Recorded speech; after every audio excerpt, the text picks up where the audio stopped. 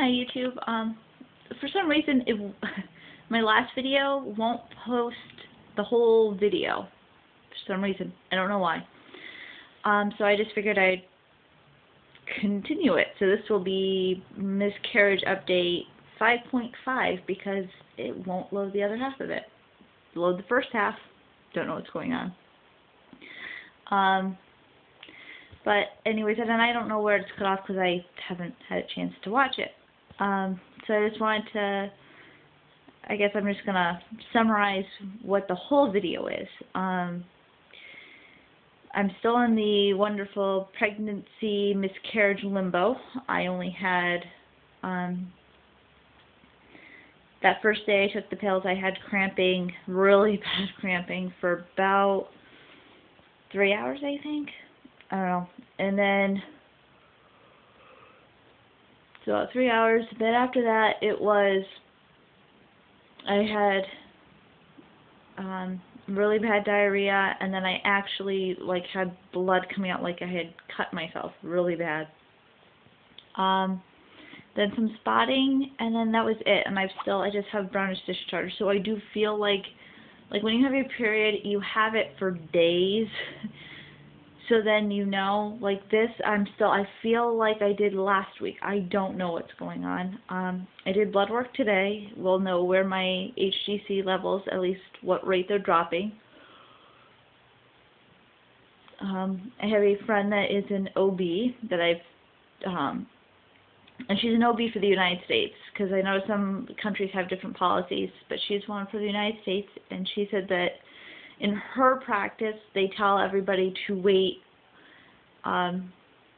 well, typically they say 2 to 3 months, but she tells people typically 1, and she said in my case, she would actually say we can start right away as soon as we're emotionally ready.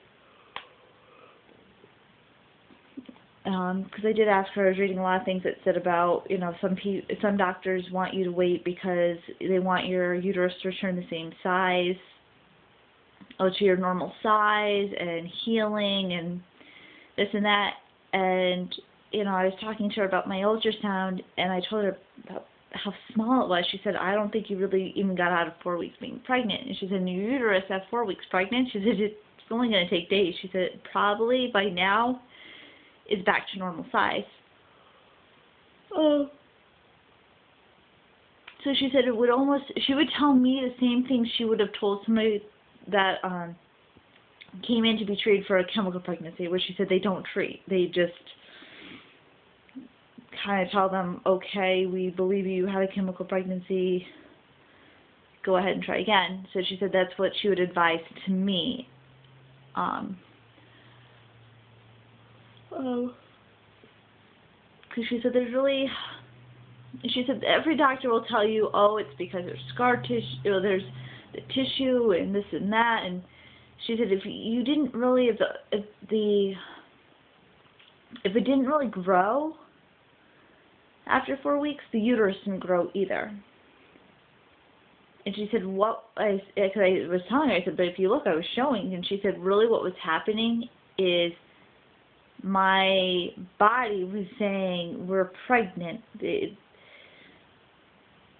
said it was more or less,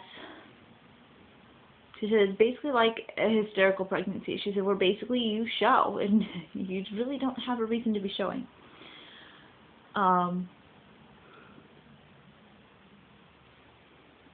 So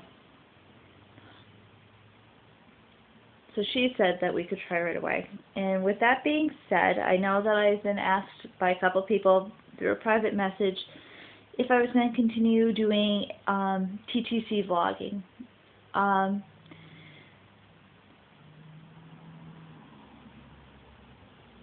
don't know. More than likely, if we don't get pregnant right away, meaning in the next 2 weeks, well, for this cycle after here, between now and when I should get my period, which they said is 6 weeks, which is roughly around my birthday. So I figured I will take a pregnancy test on my birthday. So If at that point, I should start my period, then I'll start doing my TTC vlogs again.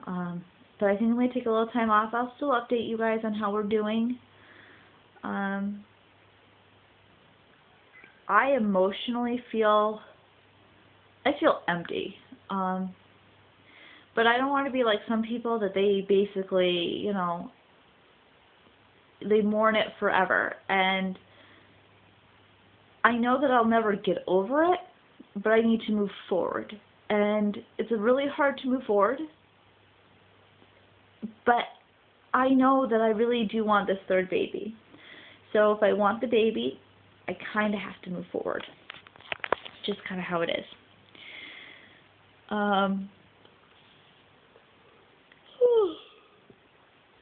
Sorry. So I need to move forward. And also, my husband and I both feel that as long as there's no physical reason, we're going to try again. So, also another thing that will be a little bit different, which you guys will all catch on really fast that I'm pregnant when I get pregnant again. I'm going to make the videos, but I'm not going to make them public until 8 weeks.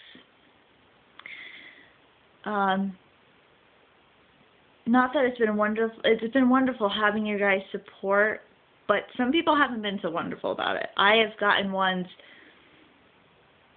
who have basically harassed me on it. How can you make videos and how can you talk to us when this is such a horrible thing? Everybody's different. I'm using this as my way to deal and cope with what happened. Other people like to keep it very private. But I'm hoping by me sharing will give somebody else, it'll give somebody else something to know, okay, look, I'm not alone. It's a hard thing, showing you guys, how I felt about taking the pills before and then after. Trust me, those emotions weren't faked. Because there was 2 other videos that I didn't post because you couldn't understand what I was saying because I was crying too much.